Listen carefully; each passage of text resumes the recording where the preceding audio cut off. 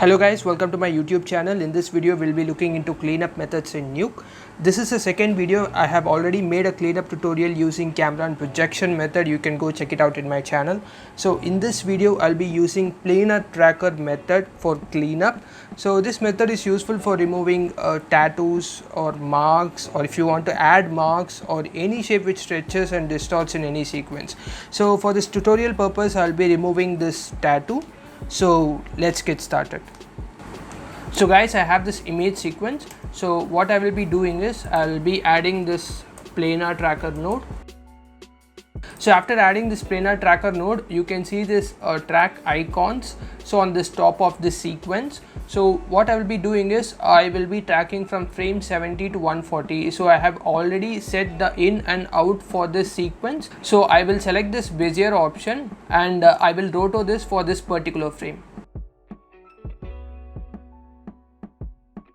So the roto has been done for this particular frame, and you can see there is already a key which is set for this frame. So what I will be doing is I will select this range and I will click this viewer option so that it ranges from 70 to 140, which I have set for in and out. So I will click OK and this portion starts to track.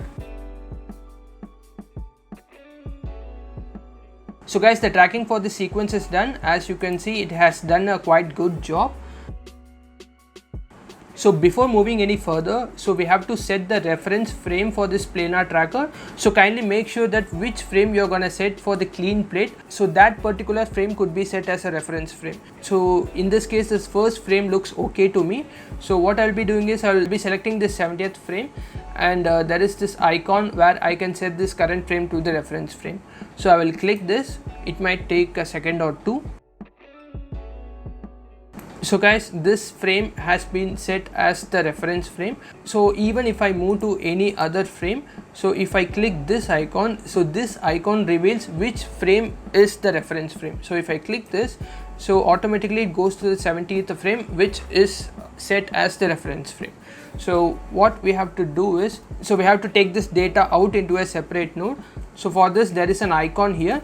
So there are many options here. So all we have to focus is what is relative and what is absolute. So a relative is something which we need when we have a clean plate for the complete screen size. So the absolute is when if I have a clean plate for this particular area only, so I'll be selecting an absolute. So if I have the clean plate for this entire screen size, so then I will be selecting relative.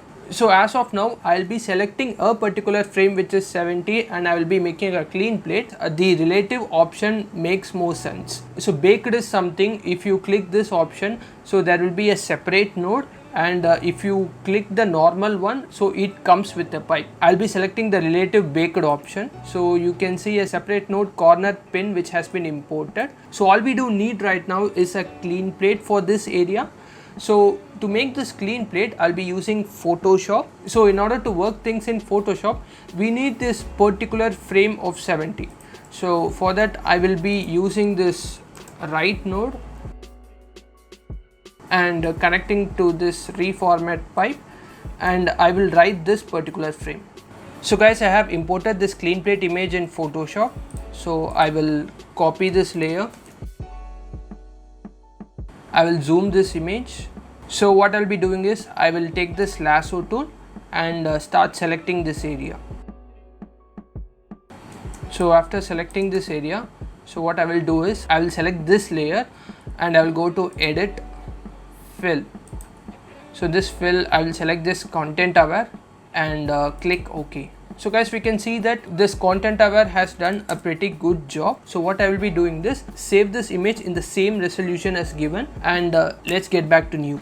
So I'll import this clean plate image, and what I will be doing is, so I'll create a roto for this particular area. So the reason why I did not import this image as a PNG sequence, so there might be some situations where we might need to extend few areas. So in order to do that, we need a reference of this complete image. So that is why I have imported the complete image and not as that particular area. So now what I'll be doing is I will create a roto node and start rotoing this particular area.